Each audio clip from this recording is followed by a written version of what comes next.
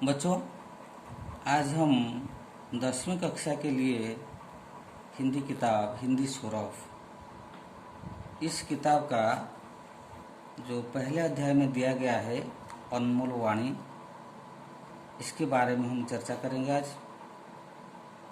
अनमोल वाणी का जो कवि है कबीरदास, तो कबीरदास के बारे में थोड़ा हम पढ़ना चाहिए।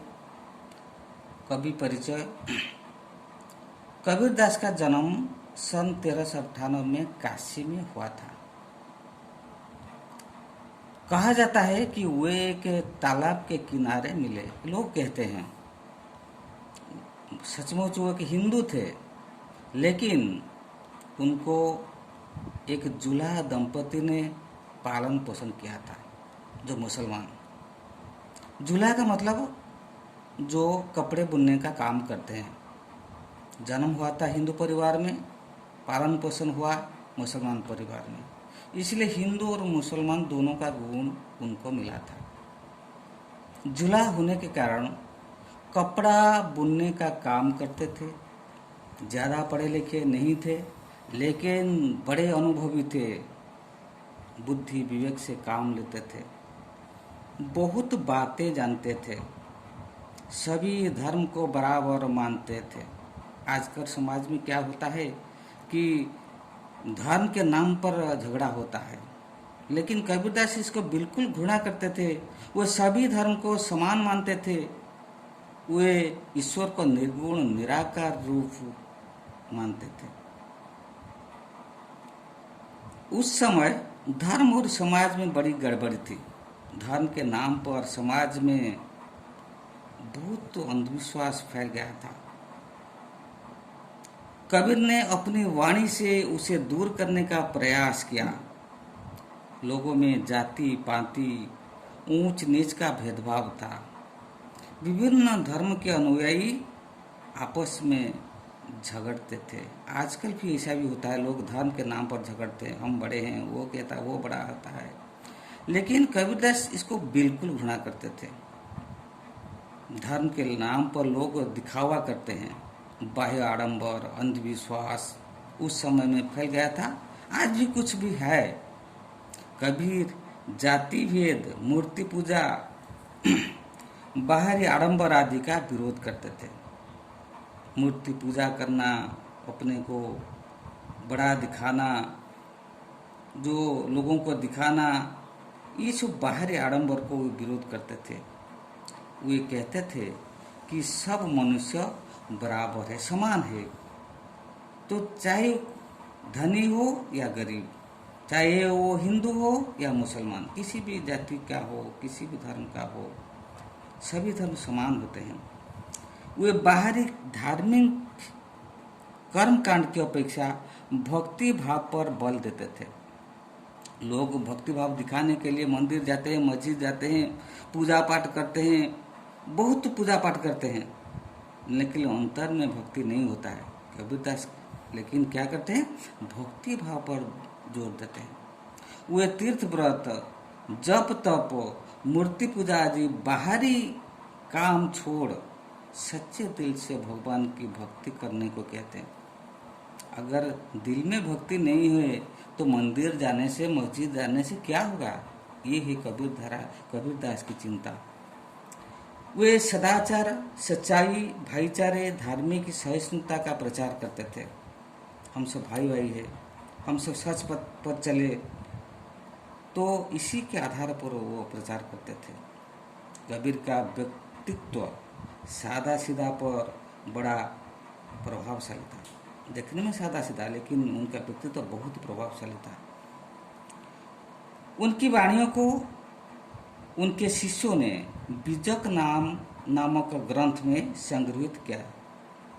उनके जितने दोहे हैं, सभी दोहों को मिलाकर एक ग्रंथ किया गया है, जिसका नाम है बीजक। उनकी भाषा मिश्रित खड़ी बोली है, जो उस समय जन समाज में प्रचलित थी। उनकी भाषा बिल्कुल प्योर हिंदी नहीं है, खड़ी बोली तो है, लेकिन थोड़ा मिश्रित है। वे अपने गुरु रामानंद स्वामी का बड़ा आदर करते थे। याद रखना, कबीरदास के गुरु है रामानंद सागर। तो आज हम पढ़ेंगे, उनके दोहे के बारे में पढ़ेंगे। तो दोहे को ठीक से पढ़ना चाहिए, उतार चढ़ाव के साथ पढ़ना चाहिए। जब कविता को उतार चढ़ाव के साथ पढ़ना है तो अपने को अच्छा लगेगा, पढ़ने में भी मज़ा आएगा। तो मैं पढ़ता हूँ, ध्यान से सुनो।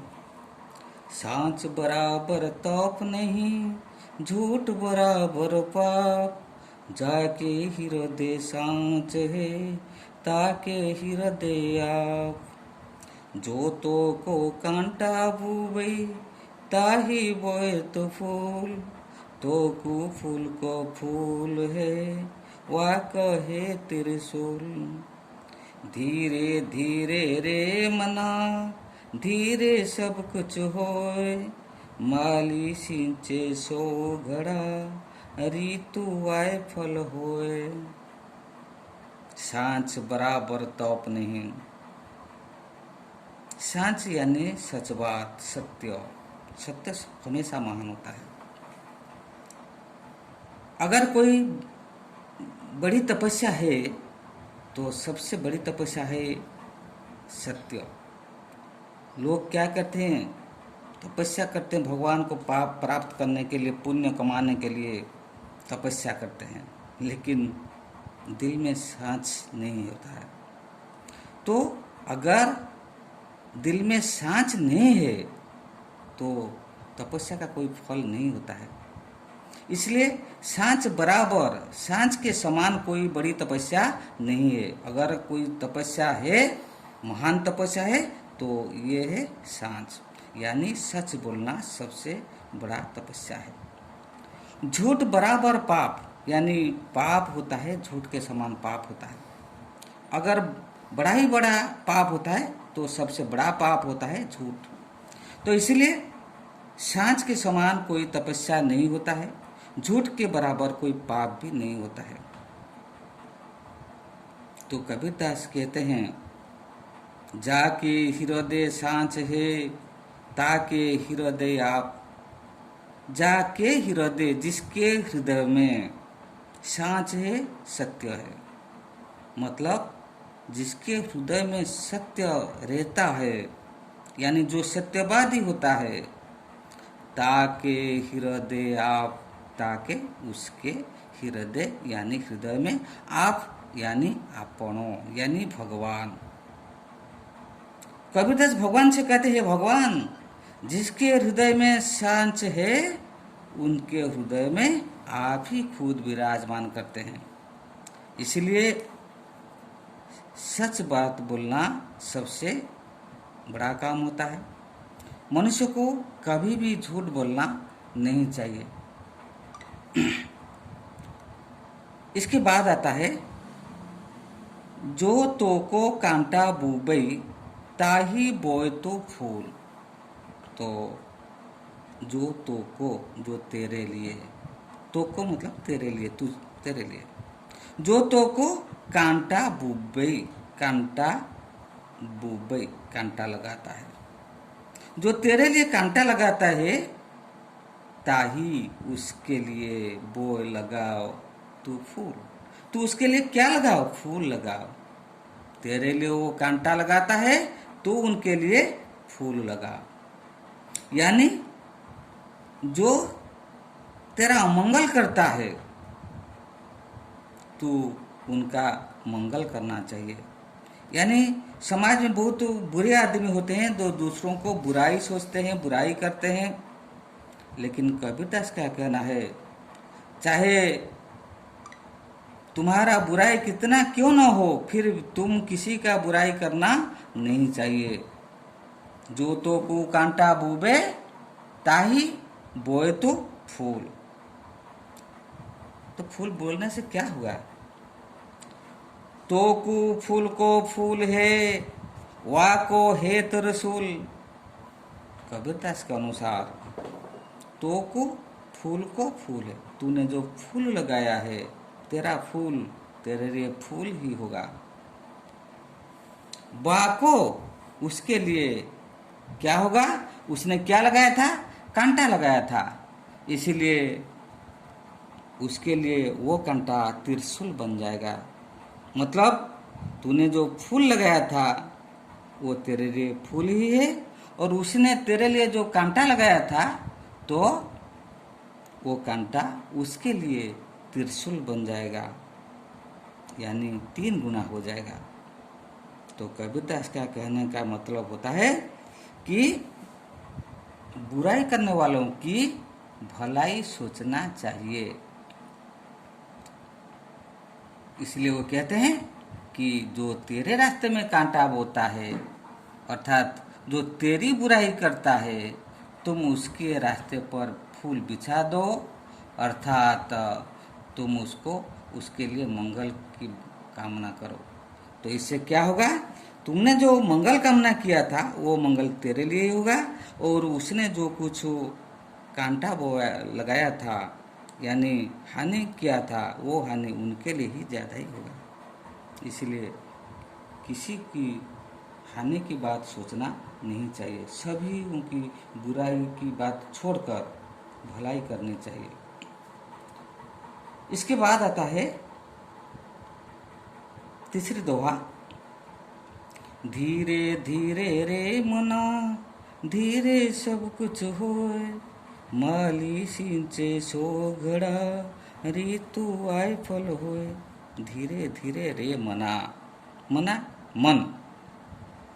ओ कबीरदास खुद अपने मन को कहते हैं कि हे मन, तो क्या करना चाहिए, जो कुछ काम करते हो धीरे करना चाहिए, जल्दबाजी होना नहीं चाहिए। किसी भी काम करने के लिए जल्दबाजी होना नहीं चाहिए। धीरे धीरे रे मना धीरे सब कुछ हो। अपना मन को धीरा करना चाहिए, और किसी प्रकार काम को करते समय जल्दबाजी होना नहीं चाहिए, क्योंकि सभी काम अपने समय पर होता है। उन्होंने एक उदाहरण दिया है, माली सिंचे सो घड़ा। माली का काम होता है बगीचे का देखभाल करना, और माली जब पौधा लगाता है वो पानी भी देता है। अगर एक पौधा लगा करके अगर उसमें ज़्यादा ही ज़्यादा पानी डाला जाता है, यानी माली 100 घड़ा, घड़ा का मतलब कलसी, 100 कलसी पानी डाल दे तो भी वो जल्दी फल नहीं आएगा, तो भी उसमें जल्दी फल नहीं आएगा, क्योंकि ऋतु आए फल होए, मौसम आने पर ही फल होता है। अगर हम एक आम का पेड़ हम लगाएंगे, अगर हम ज़्यादा ही ज़्यादा पानी देंगे तो वो फल नहीं आएगा। फल आने के लिए एक समय की ज़रूरत है, समय के अनुसार होगा। इसीलिए काम करते समय जल्दबाज होना नहीं चाहिए, धीरे से काम करना चाहिए। इससे क्या होता है, काम सफल होता है, ठीक बनता है, और इसी प्रकार का मन को इसी प्रकार भाव लेकर तुम काम करना चाहिए। ठीक है, आज ये दोहा ख़त्म हो गया। तुम सब इसको ठीक तरह से पढ़ना, समझना, और इसमें जो भाषा ज्ञान है इसको तुम खुद करना। जो विलोम या विपरीति है, समार्थी शब्द, वचन, खड़ी बोली रूप, ये सब बहुत सहज की बात है, तुम खुद करना और मुझे भेजना। अगर करते समय समझ में न आए तो तुम एक काम करना, मुझे फ़ोन करके पूछ लेना, शाम को फ़ोन करना, क्योंकि सवेर के समय मेरा कोरोना ड्यूटी है, इसलिए मैं कभी कभी जाता हूँ ड्यूटी करने के लिए। तो शाम को मुझे पूछना, अगर कुछ पूछना है तो फ़ोन करके पूछना, कोई बात नहीं, ठीक है ना। लेकिन जो भाषा ज्ञान को खुद कापी में करके तुम मुझे भेजना, शाम को भेजना सब, ठीक है। आज इतना ही, गिरीश सर।